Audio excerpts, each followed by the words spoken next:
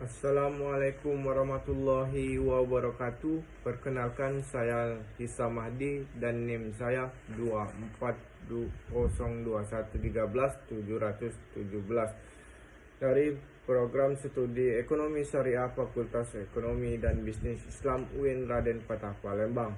Pada video ini saya akan menjelaskan jawaban dari soal ujian akhir semester mata kuliah Ekonomi Metrika. Pada soal nomor 1, pada kasus ini terdapat sebuah toko online yang ingin mengetahui faktor yang memengaruhi volume penjualan produk setiap bulan.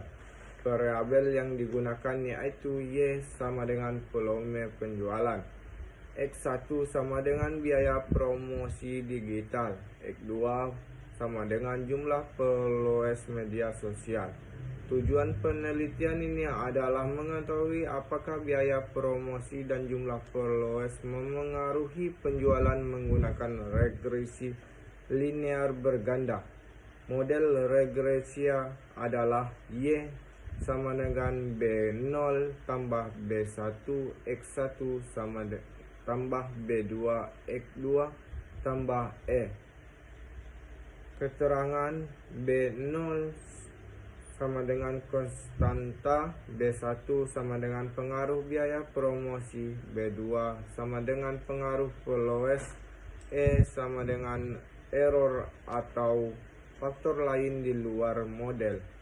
Berdasarkan data yang diberikan terlihat bahwa saat biaya promosi meningkat dari 5 menjadi 13 juta rupiah, penjualan juga meningkatkan dari 40 menjadi 7.800 unit.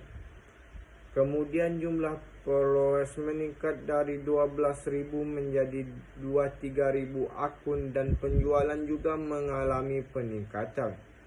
Hal ini menunjukkan adanya hubungan positif antara biaya promosi dan followers terhadap volume penjualan.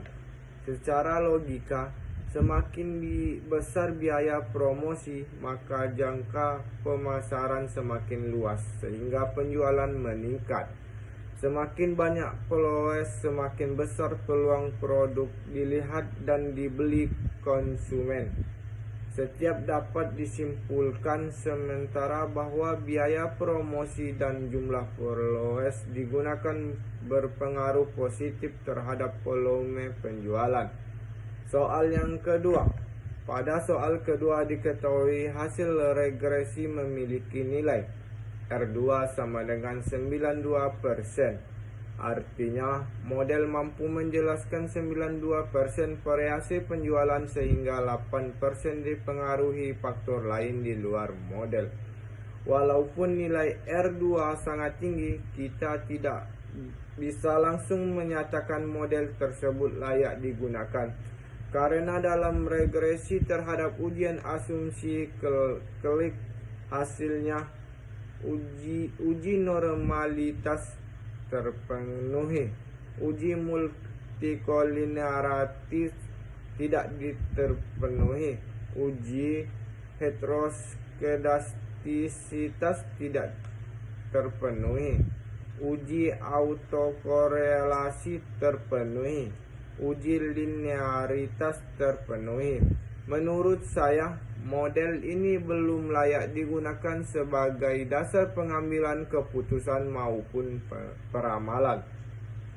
Alasan berkait dengan konsep blue berarti model regresi harus base memiliki variansi minuman, linear hubungan berbentuk linear, unbiased menghasilkan estimasi yang tidak bias. Pada kasus ini terhadap dua masalah. Yang pertama, multikolinearitas tidak terpenuhi. Artinya, antar variabel independen saling berkorelasi terlalu kuat. Dampaknya, yang pertama, sulit mengetahui pengaruh masing-masing variabel. Yang kedua, koefisien regresi menjadi tidak stabil. Yang ketiga, hasil analisis kurang dapat dipercaya. Yang kedua, heteroskedasitas tidak terpenuhi. Artinya variabel error tidak konstan. Dampaknya yang pertama, setar error menjadi tidak akurat. Yang kedua, uji T dan uji F menjadi kurang variabel.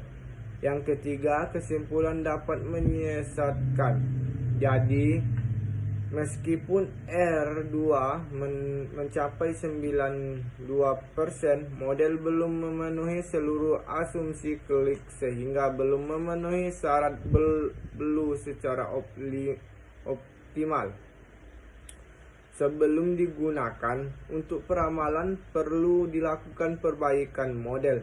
Misalnya, yang pertama, mengurangi variabel yang saling berkorelasi. Yang kedua, melakukan transformasi data. Yang terakhir, atau menggunakan metode estimasi yang lebih baik. Cukup sekian, terima kasih. Wassalamualaikum warahmatullahi wabarakatuh.